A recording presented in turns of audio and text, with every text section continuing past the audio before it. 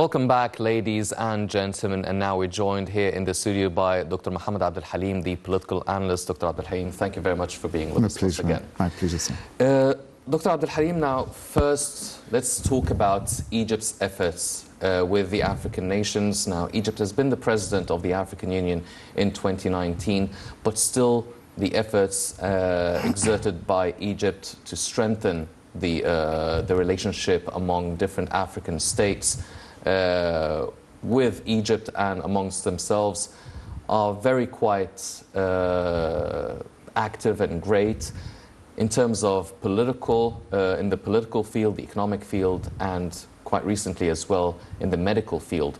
Can you highlight the biggest achievements of Egypt's efforts within the African continent, even after its presidency with the African Union? Right. So, well, I think that the history goes back to about 30 years ago, the sorts of very firm ties and strong relations between Egypt on the one hand and the African continent on the other. I think during the early 60s, the late President Gamal Abdel Nasser,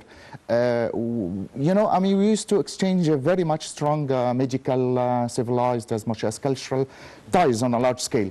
But the fact remains, for quite 20 years, the diplomatic relations and the consulatic ties came to a breach, actually, immediately after the false attempt of the previous assassination of the previous President Mohammed Hosni Mubarak, actually, at Addis Ababa. For about 20 years, actually, it would reach to an absolute sense of cessation, I would say.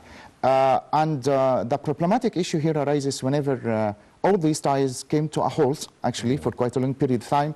Israel would take chances and utilize all these breach in consulatic ties and these diplomatic relations by establishing very firm ties,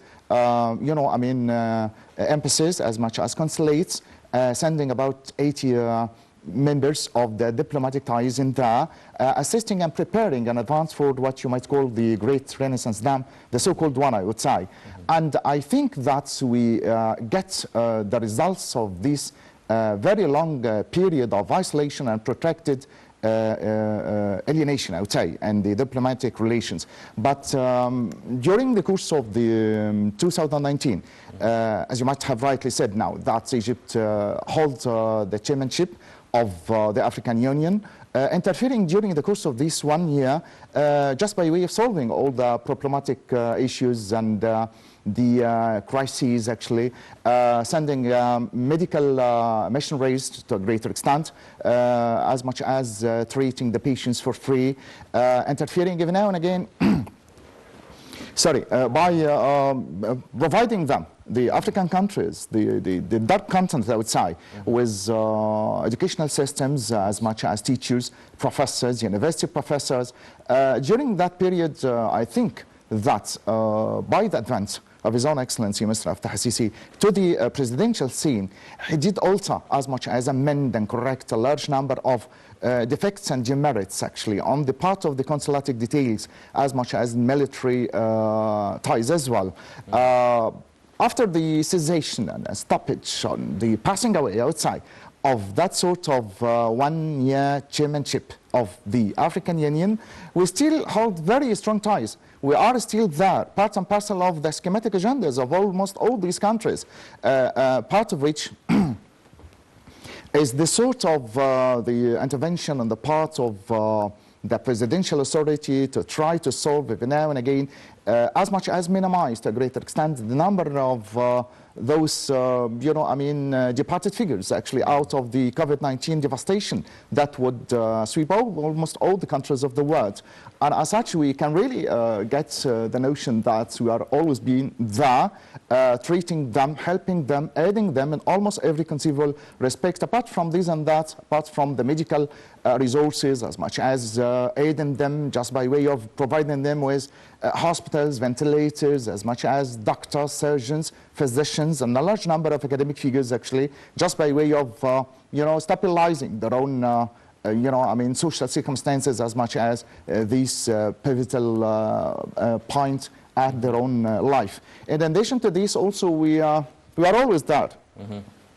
Helping them military through strategic partnership, as much as solving their own crises. Because as you know, that Africa as a continent is very much coveted on and upon, very much looked on and upon by the European world, particularly the Western world, that would seem and find actually in the dark continent, which is still called the so-called dark until today, very much rich, in minerals and raw materials, as much as the last, attempt on the part of China to get into what you might call the Silk Road, as much as the Belt and Road inauguration. All these are ways and means through which you can really understand the fact that Egypt did never cease its own existence in there. I would really, for peaceful reasons, and for the interests of all concerned, without any materialistic ends actually to be gained on one-sided attitude on the part of Egypt. That's why, I mean, even those years of crucial, stoppage of the diplomatic relations, we have always been there to a greater extent, trying to mend, trying to fix as much as to solve the problematic issues, and to be on the literary scene as well, as much as on the military one as well. Well, you mentioned China now. President Sisi has attended the extraordinary China-Africa summit on solidarity against COVID-19, and he really emphasized the Chinese-African cooperation to soften the repercussions of the pandemic on the African states. And you've mentioned the Silk and Belt and Road project. Now, do you feel that with this pandemic, do you feel that this is a good opportunity to even strengthen the Chinese-African cooperation in their project, in their developmental project, and also try to soften the repercussions of the COVID-19? Or do you think that the pandemic would slow all these plans that have been made a year ago, at least, to really bolster the African continent and make use of its great economic potential? Right. Well, apart from the sort of the mutual, insultations on the part of the United States of America, as much as the false assumptions on the part of the Chinese part, each of which would claim that the right propagator, actually, of the COVID-19 wide devastation is, in both cases, China as much as America. Apart from that sort of thing, I think that is very much professional and very much beneficial. I would really say that the period of the wide devastation of the expansion of the pandemic COVID-19 would seem to be quite maximize the fruits actually of the mutual identification between China on the one hand and not only Egypt but actually a large number of the African countries. And so far as China had always been there side by side assisting Egypt on the one hand, and Egypt on the other actually was trying to be there and then at the heart of the matter, at the heart of the darkness actually during the wide devastation of the pandemic COVID-19 in China. I mean, His Own Excellency President Abdel Sisi was in the habit of sending Dr. Hala Zaid, Minister of Health, actually every now and again, more than one time, not only actually to China, but actually Italy as well. The sort of the thing that would pacify the ties and would mend the sort of the breach in the diplomatic relations. I still remember that immediately after the process of sending Dr. Halazite to China, carrying large patches and containers of masks as much as alcoholic equipments and solidifications. All these things would, to a greater extent, pacify the sort of the relations in much the same way that China in turn would resend a large number of medical equipment, actually not only for Egypt, but actually for a large number of African countries. And this is one way of solidifying actually the diplomatic relations as much as the mutual identifications between both, parties of the world. I wouldn't say only Egypt, but also the second part, which is the African countries. In addition to one main fundamental issue, which is the wide benefit that we would get, actually. Well, I still remember that Giulio Regini's, assumptions of claiming the heads of all those who seem to be quite behind his own act of assassination seem to be ceased quite, actually. We never hear all these voices until today.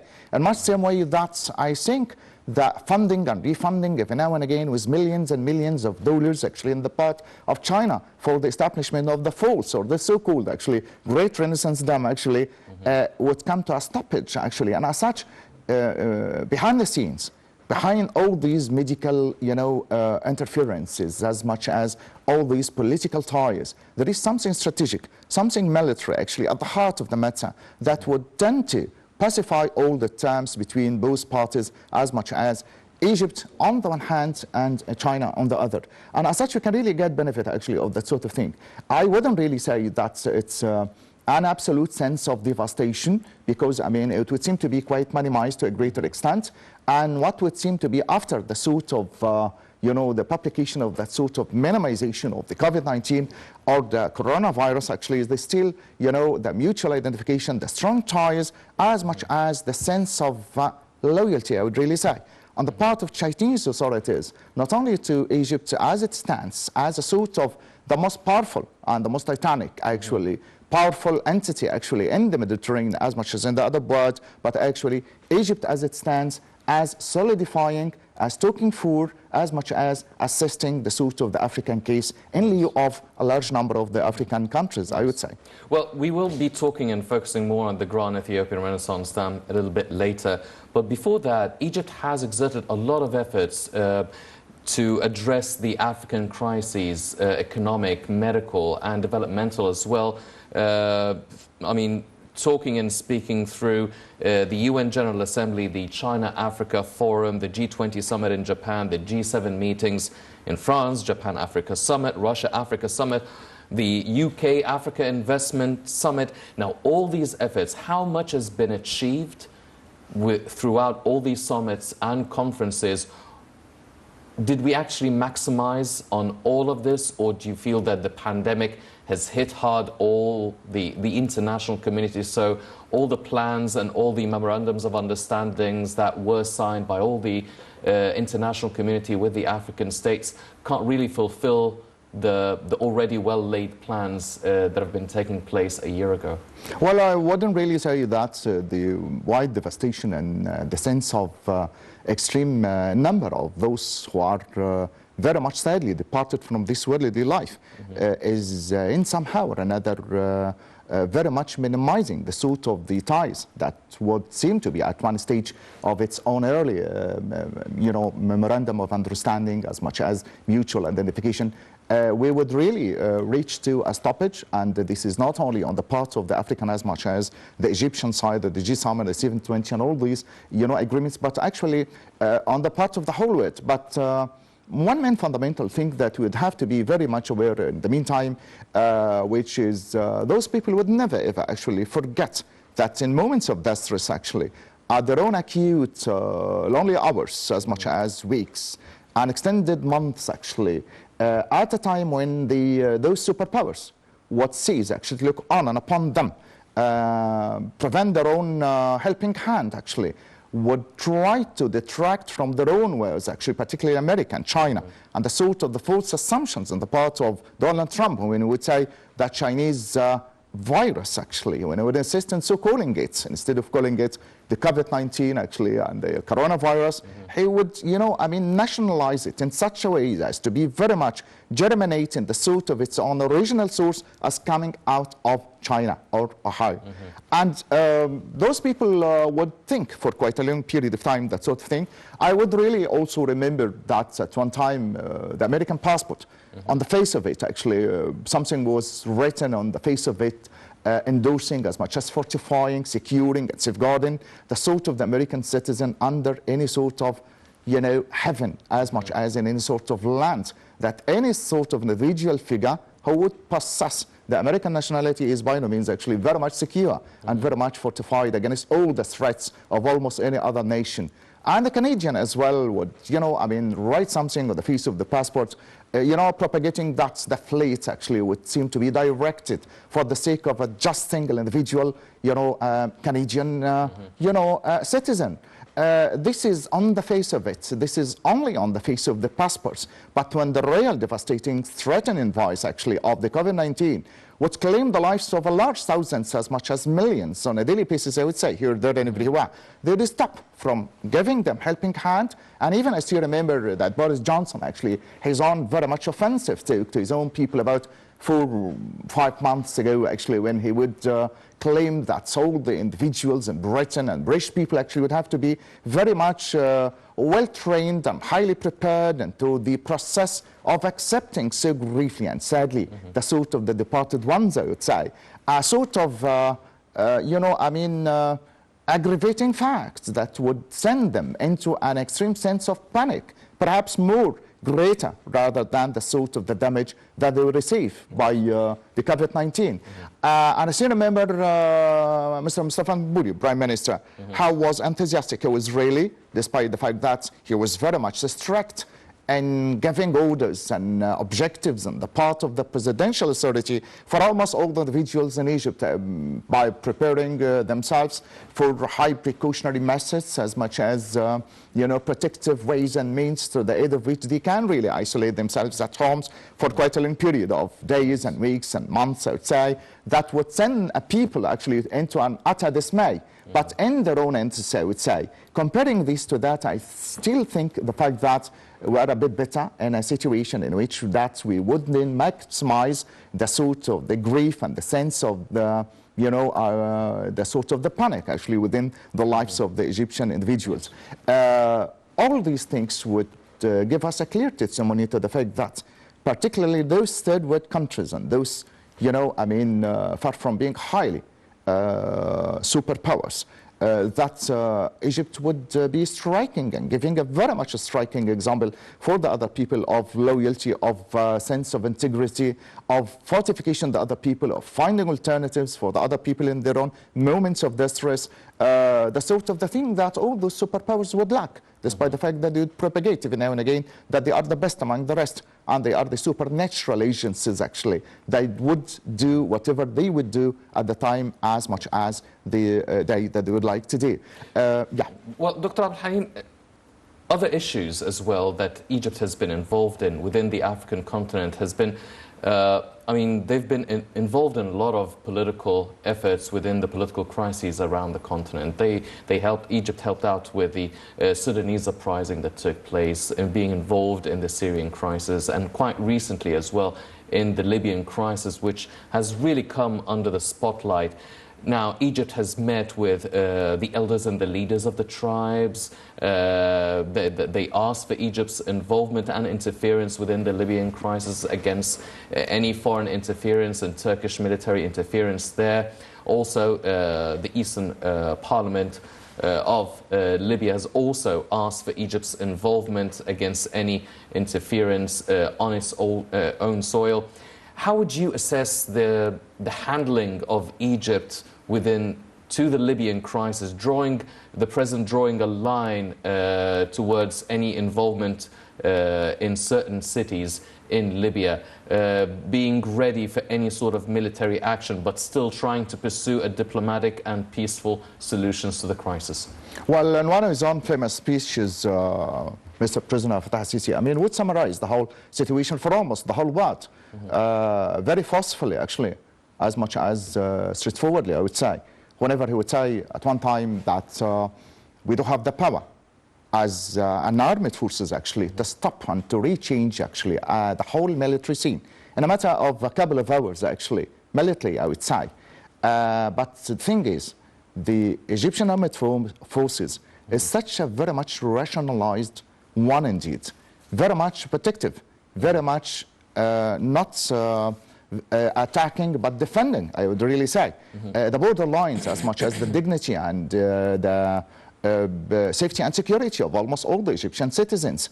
So despite the fact that the Egyptian armed forces would seem to be quite the ninth on an international level, possessing the ability and the potentiality actually of finalizing the whole military scene in a couple of hours, as you might have said, at one respect. But despite these and that, despite that extreme sense of power and the ability on the part of the military soldiers, I really say, but still he would insist every now and again, His Own Excellency, on peaceful means as much as diplomatic methods. As you might have said right now, inviting the Libyan tribes actually on their own part and asking him every now and again that we would like you straightforwardly to interfere and to protect us, actually. This is a very direct confession on the part of the Libyan tribes as much as the leaders of all these gigantic figures. So I would really say of the Egyptian armed forces to get into actually the Libyan territorial land. But I think he was very much resourceful enough to a greater extent when he would retort and answer them, telling them actually that we would get into the Libyan territorial land by your own consent, and we would really be out of it by your own order.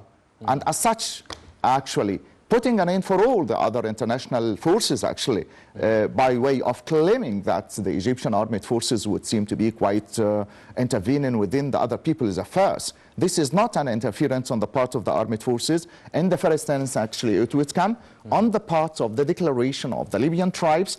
In the meantime, actually, His Own Excellency would insist on the fact that we are very much representing as an armed forces what you might call a rationalized armed forces that would never ever attack, but actually defend. It would safeguard rather than to intervene. And as such, I really would endorse the fact that we will be there for peaceful reasons and very much negotiating aspects. We would seem to be quite safeguarding the 1,200 kilometers, actually. But to be honest, it isn't as much as 1,200 kilometers. It's more than that because we lack the presidential authority in Libya. We don't have any schematic agendas. We don't have what you might call the treacherous and the sort of the scandalous affairs of late Colonel Gaddafi of Polisario and Chad. We don't have the mass devastation on the part of the late Assad of the people in Hama. We don't have the besiege of the Palestinians in Zahla. We don't have all these schematic intervening agendas, actually.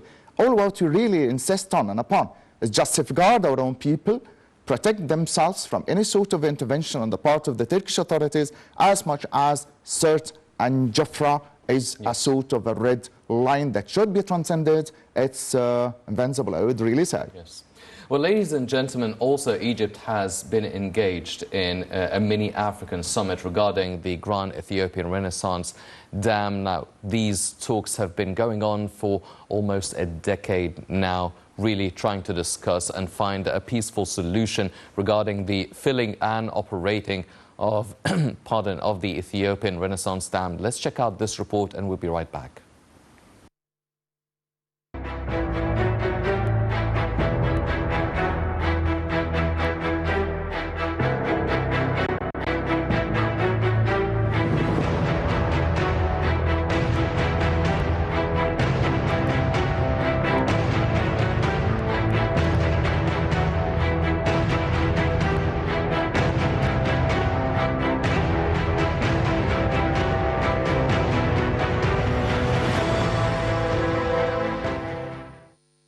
Egypt participates in the African mini-summit to discuss Ethiopia's dam. President Abdel Fattah el-Sisi participated in a mini-summit for the heads of state of the Bureau of the chairperson of the African Union Commission via video conference to discuss the so-called Grand Ethiopian Renaissance Dam.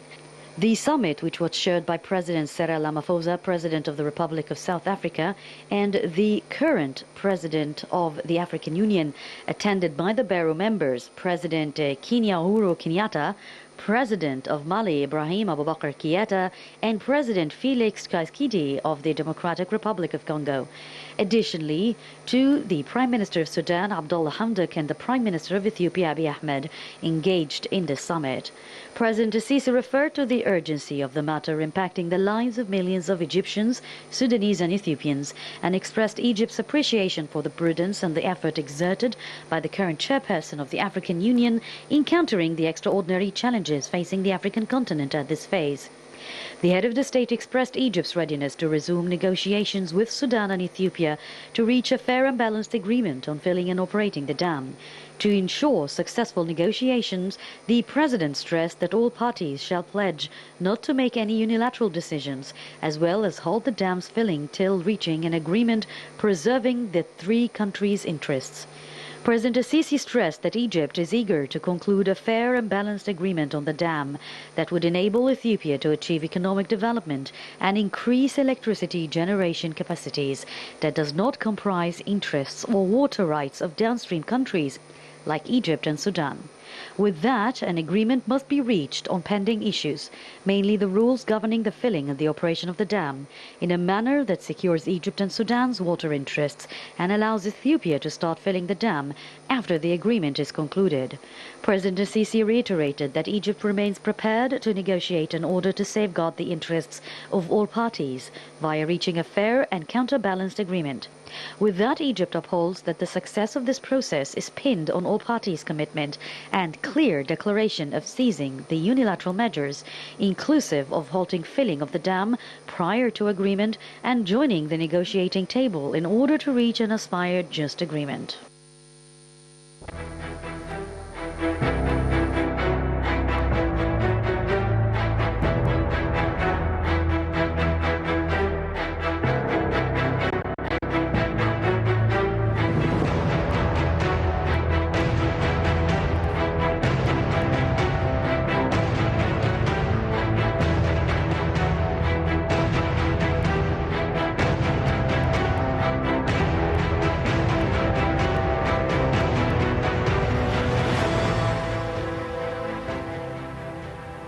Welcome back, ladies and gentlemen, continuing our discussion regarding now the Ethiopian Renaissance Dam with Dr. Al-Halim.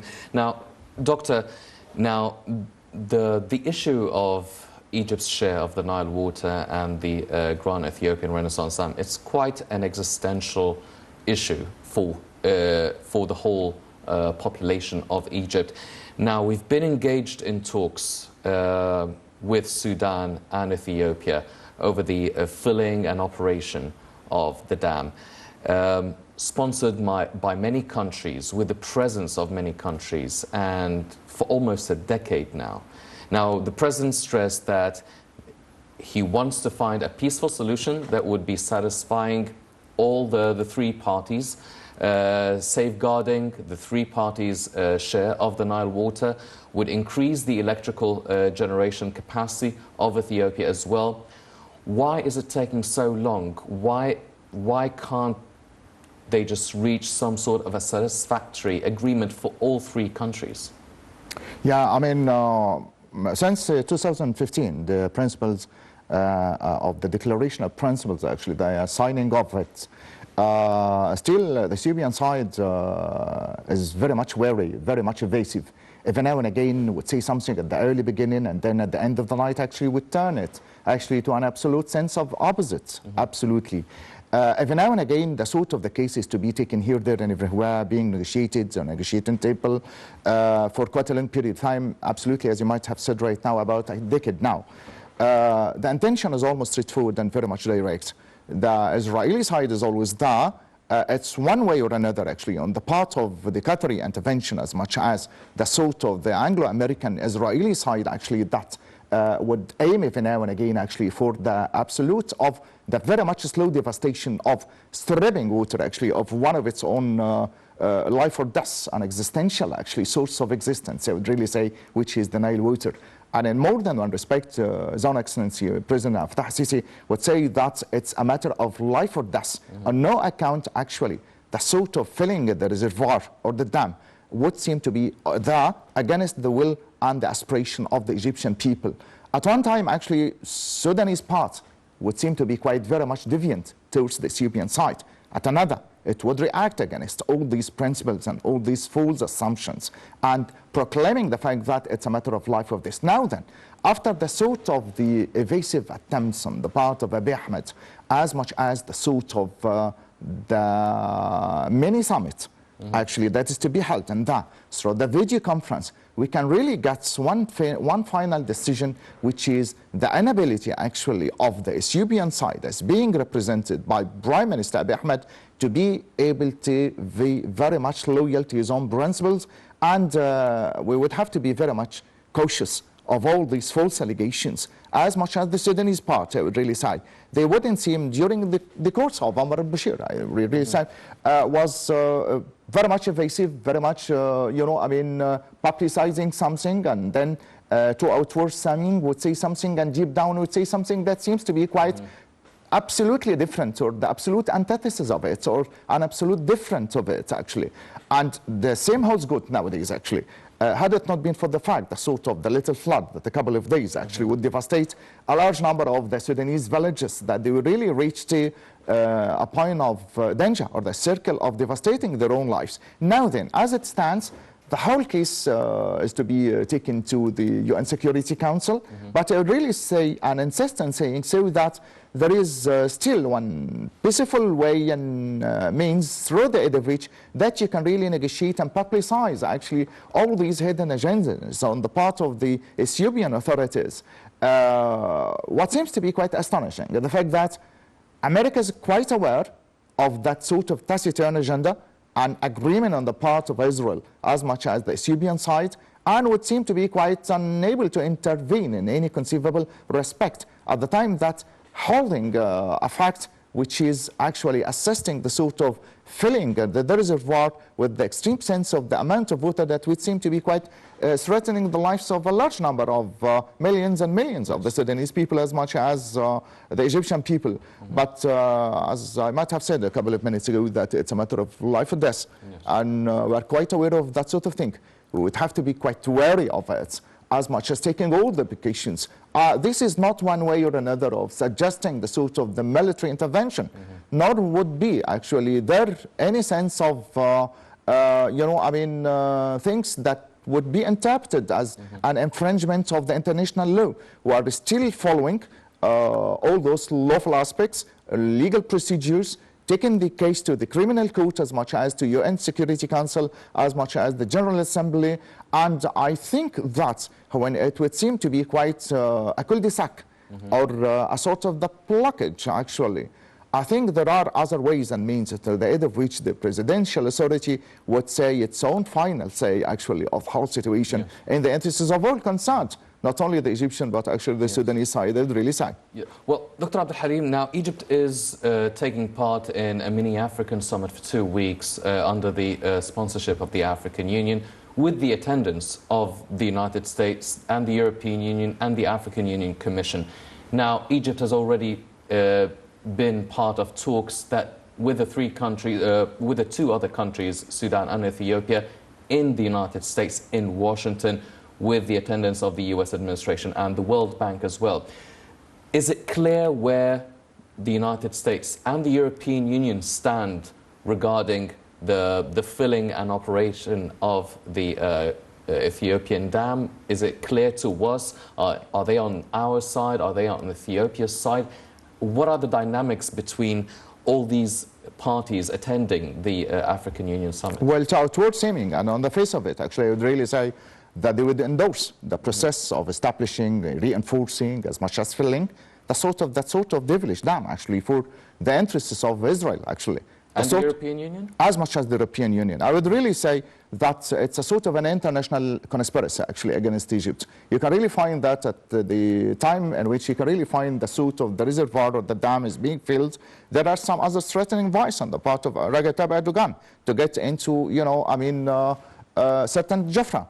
I mean, the timing itself is very much bizarre and very much quite comprehensive to our own interests, and the fact that from the east and from the west, from the north and from the south, there are other conspiracies actually that would conspire together at one time, actually, on the part of the European world, that would never ever forget the fact that the Egyptian armed forces would reach the nice stage, actually, a sort of a thing that would seem to be quite threatening their own existence, actually, and their own interests in the Mediterranean Sea as well.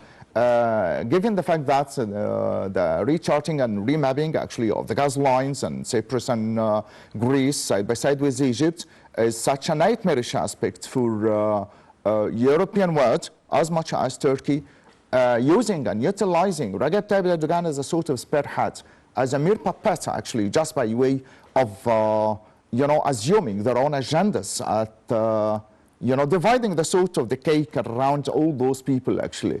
You can really find that at one time when Khalifa Qasim Haftar, actually, is in the verge of getting into the borderlines of Tripoli.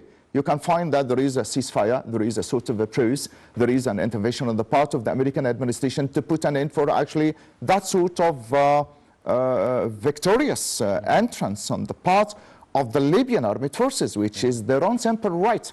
In the meantime, they are denying that sort of only national armed forces of being highly provided with weaponries, actually on the large scale, whereas ships and vast amounts of weaponries would get into the Mediterranean Sea just by way of assisting the case of the militias of Recep Tayyip Erdogan. So this is not a fair game, actually, on the part of the international community, on the part of the American administration, as much as the European world, to be one-sided at towards fortifying the militias, getting in Tripoli against all the international laws, as much as in the meantime denying the simple right for the Libyan armed national forces, actually as being headed by Mizmari and Khalifa bin Qasim Haftar, to be able actually to defend themselves, depending every now and again on the sort of the weaponries that would penetrate sometimes from here, sometimes from there, but without any straightforward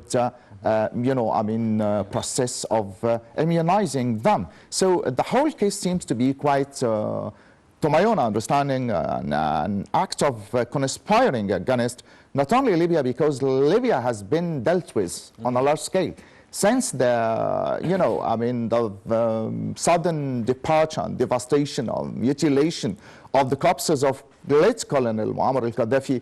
Libya is at the hands of the Western world, each of which would claim its own right actually to get its own piece of the cake, as much as the gas and the oil of the Libyan territorial land, and using and utilizing Recep Tayyip Erdogan as I've just said, a mere puppet at the hands of the Western world, as much as the American administration that would never ever be very much secretized and privatized from the scene. It's almost there. Well, what about all the efforts that Egypt has exerted in trying to really bridge any gaps and increase the cooperation between African states and the European countries and the Asian countries and the United States, working on sending medical supplies during the pandemic to all these different countries, the medical cooperation, be it in Africa and be it in Europe and the US as well.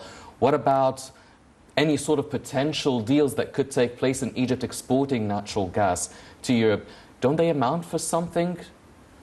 Well, it's an act of individualization. It's an act of singularization. It's a single individual act of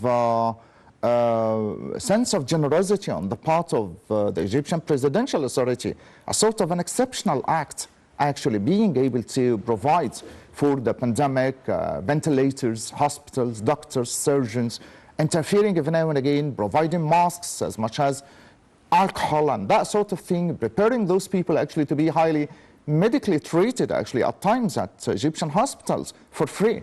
This is an act of singularity on the part of the Egyptian authority actually that is being very much denied on the part of the superpowers.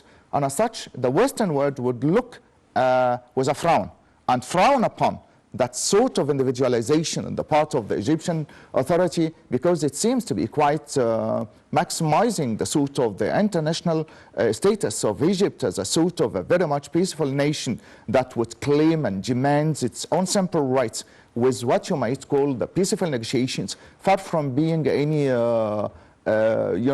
interference on the part of the Egyptian armed forces until the very late, hours. People every now and again would, draw false assumptions and accusations on the part of the intervention on the part of the armed forces. But this is far from being so. I mean, as Mr. Fattah al-Sisi would say, and did insist on saying that the Egyptian armed forces is a rational one indeed, just for prevention.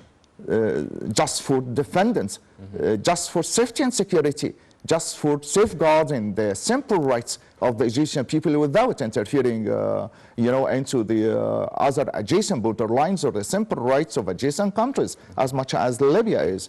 Concerning the gas and the oil and the sort of the thing, I think Berlin summit, actually, which seems to be the final and the ultimate result that you'd have to depend on and on in our own negotiations, actually, with the Libyan people and the Western world as well, which is the very much fair proportion of the gas and the oil of the Libyan people among themselves, actually. This is their own simple right. This is their own fortunes that would seem to be quite going back to them. I mean, Mr. Fattah Sisi is insisting every now and again that the Egyptian presidential authority has nothing to say or nothing to do actually with the vast, fortunes and the gas pipes and the oil and that sort of thing. But in our own Mediterranean area, we would have to claim our own simple right of safeguarding our own portion of the gas and the oil, and what you might call the maritime right of the Egyptian state to be able actually to defend. And this is the sort of the thing that would send Recep Tayyip Erdogan into such a furious state of anger, as much as very much many tours attempting every now and again to recharge the Mediterranean area, as much as getting against all the laws of the international law into the Libyan territories. So, I mean, the Egyptian armed forces would seem to be there just for peaceful negotiations, protecting through, Mohammed Naguib's space, actually, our own border lines, as much as our own claim and right to be very much fortified. And in the meantime, against all the threats of any other invading nations, whether it be Recep Tayyip Erdogan or Turkish authorities or anyone else. Yes. Well, Dr. Al-Halim, you've mentioned that the Egyptian army is a rational one. And the Egyptian diplomacy, yes, it has been quite patient. I mean, these negotiations have been going on for a little bit less than a decade now. Do you see a light at the end of the tunnel? Do you see a breakthrough in these discussions, in these mini summits that are taking place? Do you see an agreement taking place sooner rather than later and finding a peaceful, diplomatic, satisfactory solution for all the parties concerned? Well, about 4 years ago, I mean, Egypt was passing through a large number of tribulations and very much difficult situations, very much devastating the most powerful nations in almost all the world. We could really afford that sort of distress. We could really afford that sort of economic instability, as much as the lack of prosperity on a large scale. We've had a large number of problematic situations, much more dire rather than this. And I would really insist on saying that the diplomatic solutions and the international resolutions, as much as insisting every now and again on practicing a sort of an extreme sense of patience, actually, on the part of the presidential authority, is one of our own characteristic details, one of our own distinctive qualities, actually, of which we are very much widely known, and would insist on so doing or doing so till, I mean, it would seem to be quite otherwise, I would really say. Yes.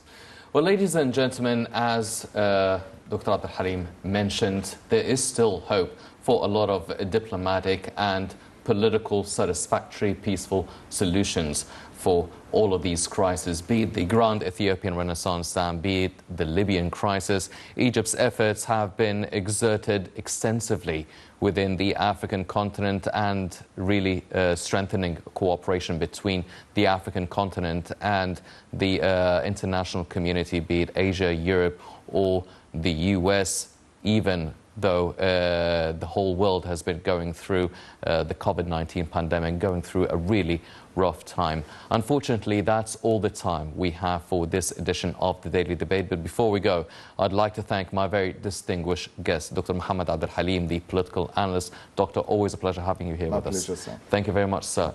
Ladies and gentlemen, please stay tuned for more coming up on Nile International. I'm Hani Saif. Thank you for joining us.